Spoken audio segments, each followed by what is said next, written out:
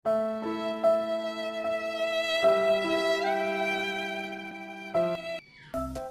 teman-teman, kembali lagi bareng sahabat Momon ya.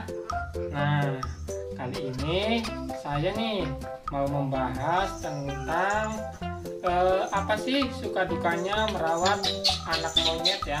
Nih, anak monyet, entah itu monyet pantai, entah itu monyet beruk. Seperti yang teman-teman lihat ini adalah monyet beruk teman-teman. Yuk kita bahas ya. Nah, sekarang saya mau membahas di sukanya dulu teman-teman ya. Jadi sukanya itu kita nggak kesepian teman-teman. Nah, ini di depan saya ini adalah anak saya. Cuman katanya malu teman-teman. Jadi dia megangin boneka saja. Coba dong digerakin bonekanya. Gerakin mana? Gerakin sini. Tuh, gerakin. Ayo bonekanya gerakin. Tuh, itu anak saya teman-teman. Nah, yang dipegang ini adalah si Anes. Nah, si Anes baru beli nih kerincingan nih. Jadi sukanya seperti ini ya. Jadi bukan hanya kita memelihara, tapi anak kita juga senang dibuatnya. Jadi dia jarang sekali bermain di luar rumah. Karena apa? Karena di dalam rumah saja dia sudah ada temannya. Tuh, teman bermainnya. Ya. Nah, ini untuk sukanya ya. Sukanya lagi. Nah, kalau beli yang dari masih segini, yang masih usia sekitar 1 bulanan itu teman-teman, nanti kalau misalkan sampai besar, dia bisa diajak bermain juga. Dia bisa diajak lari-lari. Nah, bisa main boneka. Nah, jadi dia sudah terbiasa sama keluarga di rumah. Jadi sudah terbiasa hidup di lingkungan orang-orang. Jadi dia nggak galak lagi teman-teman. Naluri galaknya sudah hilang. Nah, ini Anes ini usianya baru 2 bulan teman-teman ya. Nah, ini di kepalanya ini sebenarnya kalung ini. Cuman belum dipasang, masih baru. Jadi buat mahkota dulu. Iya, maksudnya belum dipakai tuh kata anak saya ya. Nah, itu ya sukanya ya teman-teman ya. Sukanya lagi ini monyet beruk ini kalau sudah besar bisa disuruh-suruh teman-teman ya. Mungkin teman-teman ada yang nggak percaya ya, kok bisa monyet kok bisa disuruh ya. Makanya kalau misalkan harga beruk itu harganya lebih mahal dari monyet pantai. Nah ya, bedanya juga jauh. Kalau misalkan segini, usia segini, kalau misalkan beruk ya harganya 2 jutaan. Nah kalau misalkan monyet pantai usia segini harganya cuma 600 sampai 700 ribuan. Itu ya teman-teman ya. Tuh, sekarang saya mau membahas sini. Apa sini? Sekarang saya mau membahas dukanya ya teman-teman ya. Jadi kalau ada suka pastilah ada duka. Nah, untuk dukanya teman-teman ya, dukanya kita itu kalau misalkan tidur atau misalkan kita tidak mengajaknya bermain, dia itu akan nangis terus teman-teman. Nah, jadi dia akan berisik. Ya, monyet ini akan berisik kalau misalkan kita sering ditinggal-tinggal. Nah, mungkin kalau misalkan orang yang melihat ya, loh kok kayaknya pengennya ikut-ikut terus ya. Nah, ya emang seperti itu teman-teman ya. Kalau usia masih anakan seperti ini ya, pengennya ngikut terus. Nah, mungkin dia pikir kalau kita itu adalah orang tuanya. Nah, kalau kita tinggal sendirian, nah otomatis kita di rumah bakalan kebisingan dengan suaranya teman-teman ya. Nah, coba ya teman-teman lihat ya suara nangisnya. Kalau dicopot saja ininya, coba.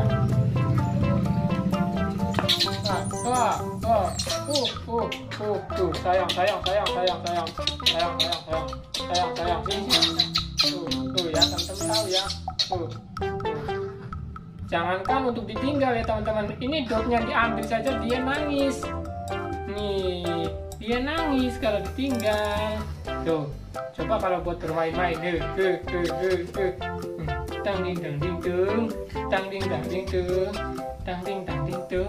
Jadi kalau misalkan teman-teman punya yang seperti ini, ya saya pastikan sampai besar, kalau merawatnya dengan baik, teman-teman bakal menikmati hasilnya. Hasil pelatihan dari teman-teman yang lakukan sejak pelihara sejak kecil ya. Nah, teman-teman mungkin tahu ya si Momon ya. Nah, si Momon itu usianya sudah lebih dari 1 tahun. Di belakang sekarang dia sedang tidur sini. Nah, Momon sedang tidur di belakang itu usianya 1 tahun. Nah, sama merawat Momon. Kalau Momon itu monyet pantai teman-teman. Nah, sama dari usia segini saya rawat sampai usianya sudah 1 tahun, dan sampai sekarang dia kalau saya kemana-mana dia ikut. Dia kalau kemana-mana pengen ikut walaupun saya sedang naik motor ya. Begitu ya teman-teman ya. Nah, nanti saya panjangin dulu kameranya. Nah, jadi begitu ya teman-teman ya. Kalau mau merawat, nah, pilihlah yang usia 1 bulan. Nah, segini nih usianya nih. Lucu ya. Usianya baru 1 bulan. Nah, jadi teman-teman kalau misalkan saran saya nih ya, kalau misalkan teman-teman mau membeli monyet truk ya, ini saran saya kalau misalkan teman-teman pengen membeli monyet beruk, itu teman-teman harus saran saya beli yang usia 1 bulan, walaupun harganya agak sedikit mahal. Nah ya, walaupun harganya sedikit mahal. Jadi kalau misalkan teman-teman suka dan pengen hasilnya itu maksimal, teman-teman jangan takut atau jangan ragu-ragu mengeluarkan uang yang lumayan banyak ya. Karena apa? Karena walaupun teman-teman mengeluarkan uang sedikit banyak, itu akan apa ya istilahnya, uang itu tidak akan mengkhianati atau uang itu tidak akan membohongi hasil ya. Maksudnya kalau misalkan kita pengen beli yang murah, hasilnya juga kemungkinan tidak akan maksimal. Contohnya kita beli yang harga 1 juta, walaupun usianya segini 2 bulan, kemungkinan teman-teman akan dapat beruk yang liar ya, beruk yang liar, dan teman-teman akan kesulitan untuk merawatnya ya. Contoh usia segini 2 bulan, teman-teman beli yang 2 juta, sama usia yang 2 bulan segini teman-teman beli 1 juta. Nah, itu saya pastikan kalau teman-teman akan kecewa kalau beli yang murah. Jadi saran saya jangan terpancing dengan harga yang murah, karena teman-teman kalau kepancing dengan harga yang murah itu teman-teman akan istilahnya kecewa di kemudian hari.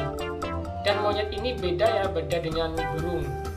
Maksudnya biasanya kalau burung banyak sekali tuker tambah, atau orang yang burungnya pengen ditukerin sama burung lain itu banyak yang suka, karena peminat burung itu beda dengan peminat primata seperti ini.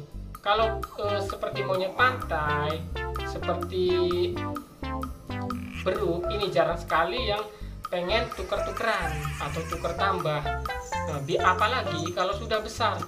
Biasanya kalau misalkan orang yang sudah mempunyai beruk ya sampai besar dijual, itu 80% kalau beruknya itu atau monyetnya itu tidak sesuai kriteria majikan, atau biasanya ada minus ya. Ada minus, contohnya barangkali dia galak, barangkali dia nggak jinak, barangkali dia suka suka gigit ya, itu bisa jadi ya. Tapi tidak kemungkinan juga kalau misalkan teman-teman di sana yang mau menjual beruknya itu karena nggak keurus atau karena istilahnya butuh uang, itu juga bisa terjadi. Cuman biasanya kalau misalkan teman-teman beli yang sudah besar itu walaupun dia jinak, dia akan agak sulit mengenal lagi pemiliknya. Jadi pemilik pertama sama pemilik kedua itu dia akan beradaptasi lagi. Beda kalau kita merawat kayak gini ya, dari segini sampai besar pun dia akan tetap jinak, dan kita sendiri memahami karakternya. Jadi kita akan lebih gampang, lebih mudah merawatnya dan lebih gampang.